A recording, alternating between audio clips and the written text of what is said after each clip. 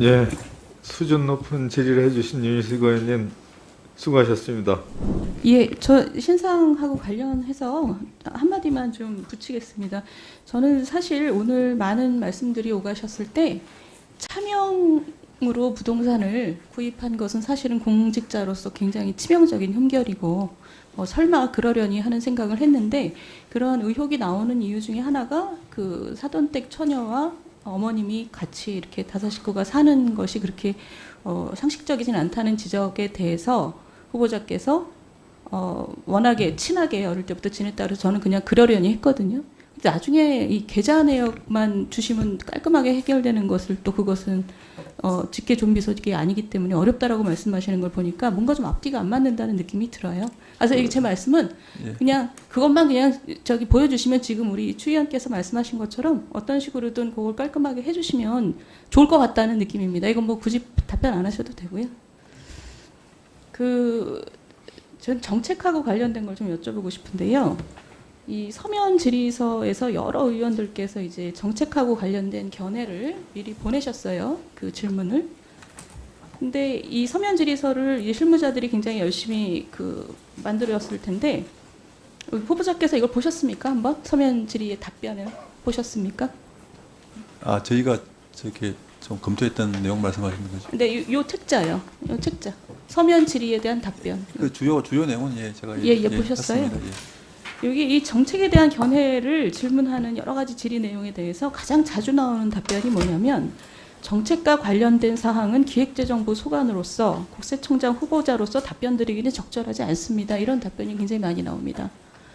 근데 이게 그 국세청의 업무 범위 내에서 결정권을 가진 사안에 대해서 어떻게 결정할 것이냐, 이런 책임성 있는 질의가 아니라 정책에 대한 견해를 묻는 거거든요. 그 얘기는 2만 명을 거느린 기관의 수장으로서 어느 정도의 그 자질과 식견을 가졌는지를 보는 질문들이에요.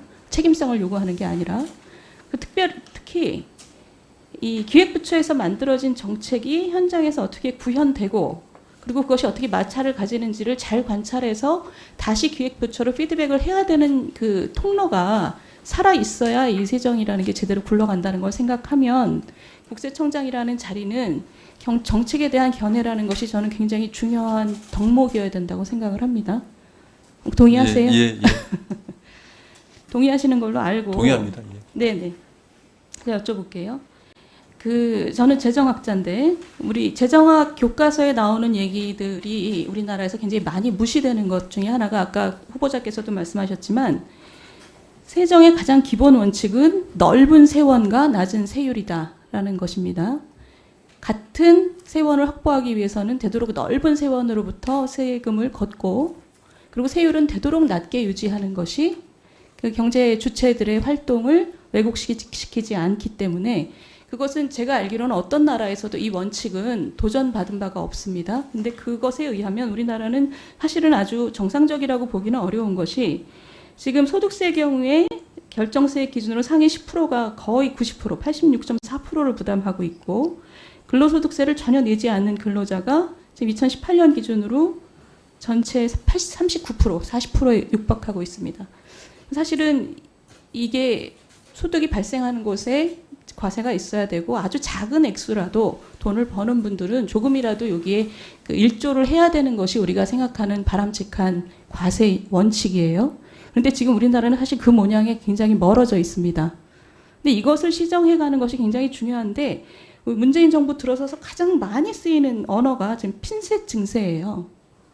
도대체 이 핀셋 증세라는 것과 우리나라의 이 넓은 세원, 낮은 세율이라는 가장 과세의 기본적인 원칙과 어떻게 양립이 될 수 있다고 생각하십니까, 후보자께서는? 아무래도 이제 지금 좀 경제 상황이 어렵고요. 그다음에 뭐 그런 코로나19 같은 그런 국가 위기 상황에서 그러니까 뭐 수문 자원 발굴이라든지 전 국민에 대한 그 조세 부담을 이렇게 골고루 하는 것에 대해서는 좀 어려운 분들이 좀 부담을 느낄 수가 있습니다. 그래서 방금 말씀하신 그런 조세 형평성 제고도 뭐 정확한 말씀이시지만, 저희들 입장에서는 탈루가 있는 사람을 좀 집중을 해서 이렇게 좀 그 과세를 하고 뭐 증세를 하게 되면 아무래도 그 다른 좀 어려운 분들이 조금 상대적으로 좀 낫지 않을까 하는 그런 생각이지. 뭐 그 위원님 말씀하신 그 수분세원 발굴에는 전적으로 예, 공감합니다. 단지 숨은 세원의 문제는 아니고 부담을 어떻게 온 국민이 나눌 것이냐, 소득이 발생하는 곳에서 액수는 적을지라도 어떻게 하면 서로 나눌 것이냐에 대한 문제예요. 근데 핀셋 증세라는 것은 특정한 사람들로부터 이것을 걷겠다라는 뜻입니다. 그것이 어떻게 이 넓은 세원, 낮은 세율과 어떻게 양립되는지를 제가 여쭤본 거예요. 어떻게 생각하세요? 예, 사실 그 부분은 뭐 깊이 있게 생각해 아직 그게 과세의 원칙 중에 가장 기본적인 원칙이고 그게 재정학 교과서에서 가장 중요하게 다뤄지는 원칙입니다. 근데 거기에 대해서 생각을 안 해보셨다고 말씀하세요? 아니, 조세 형평성에 대해서는 그 평소에 생각하고 있지만 어떤 특정 계층이나 특정 납세자를 대상으로 해서 정세하고 하는 경우는 아주 예외적인 경우라고 생각합니다. 왜 예외적인 상황이죠 지금? 아니, 저 위원님 말씀하신 정확한 어떤 세목이나 과세 대상을 제가 몰라서 좀 답변드리기가 좀 그렇습니다. 지금 경제 상황이 어렵다고 해서 이 세금 부담을 전 국민이 어떻게 적으면 적은 대로, 크면 큰 대로 나눌 것인지에 대한 큰 원칙이 뭐랄까요, 훼손될 이유는 없는 상황이라고 생각이 돼요. 그래서 지금 이 핀셋 증세라는 것이 사실 이 커다란 과세 원칙에서는 양립되기 어려운 상황인데 그것을 너무 대놓고 사실 무시하고 있습니다. 근데 이것을 현장에서 그 일을 하실 때 굉장히 많은 민원에 직면하실 텐데 그것을 제대로 전달하셔야 되는 위치에 계세요. 그렇게 하도록 하겠습니다. 아까 오전에 계속 예. 나온 질문은 국세청장 후보자께서 정권이랑 너무 가깝지 않은가 이런 우려들이 많았습니다. 정치적 중립성에 대해서는 예, 제가 자신 있게 말씀드리겠습니다. 예, 수준 높은 질의를 해주신 윤희숙 의원님 수고하셨습니다.